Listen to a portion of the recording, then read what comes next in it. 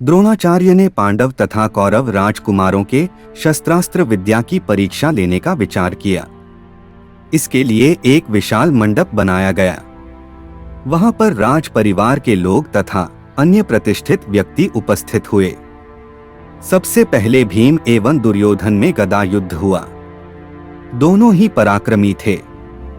एक लंबे अंतराल तक दोनों के मध्य गदा युद्ध होता रहा, किंतु हार जीत का फैसला न हो पाया। अंत में गुरु द्रोण का संकेत पाकर अश्वत्थामा ने दोनों को अलग कर दिया। गदा युद्ध के पश्चात अर्जुन अपनी धनुर्विद्या का प्रदर्शन करने के लिए आए।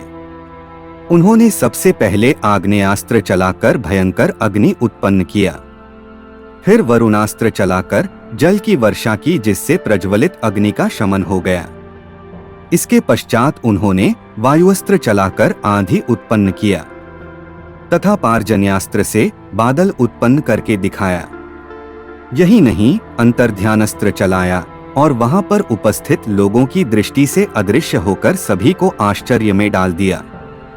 वहां पर उपस्थित समस्त जन उनकी धनुर्विद्या की प्रशंसा करने लगे। अचानक उसी समय एक सूर्य के समान प्रकाशवान योद्धा हाथ में धनुष लिए रंगभूमि में उपस्थित हुए। वे कर्ण थे। कर्ण ने भी उन सभी कौशलों का प्रदर्शन किया जिसका कि प्रदर्शन अर्जुन पहले ही कर चुके थे। अपने कौशलों का प्रदर्शन कर चुकने के पश्चात कर्ण ने अर्जुन से कहा, यदि तुम्हें अपनी धनुर्विद्या पर इतना ही गर्व है तो मुझसे युद्ध करो। अर्जुन को कर्ण का इस प्रकार ललकारना अपना अपमान लगा। अर्जुन ने कहा, बिना बुलाए मेहमान की जो दशा होती है, आज मैं तुम्हारी भी वही दशा कर दूंगा। इस पर कर्ण बोले, रंग मंडप सबके लिए खुला होता है, यदि तुम में शक्ति है तो धनुष उठाओ। उनके इस विवाद को सुनकर नीति मर्मज्ञ कृपाचार्य बोल उठे, कर्ण अर्जुन कुंती के पुत्र हैं।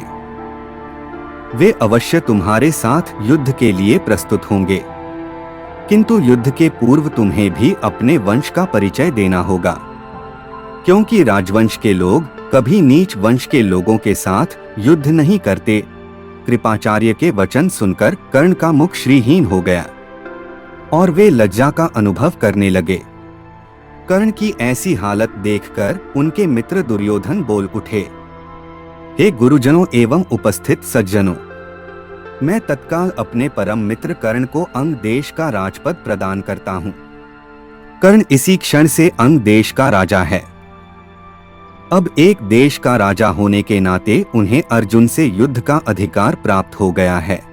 दुर्योधन की बात सुनकर भीम कर्ण से बोले, भले ही तुम अब राजा हो गए हो, किंतु हो तो तुम सूत पुत्र ही। तुम तो अर्जुन के हाथों मरने के भी योग्य नहीं हो। तुम्हारी भलाई इसी में है कि शीघ्र जाकर अपना घोड़े तथा रथ की देखभाल करो। वाद विवाद बढ़ता गया और वातावरण में कटुता आने लगी। यह विचार करके कि बात अधिक बढ़ने न पाए, द्रोणाचार्य एवं कृपाचार्य ने उस सभा को विसर्जित कर दिया। यह कहानी अच्छी लगी हो तो वीडियो को लाइक करे, शेयर करे और सब्सक्राइब करना न भूले।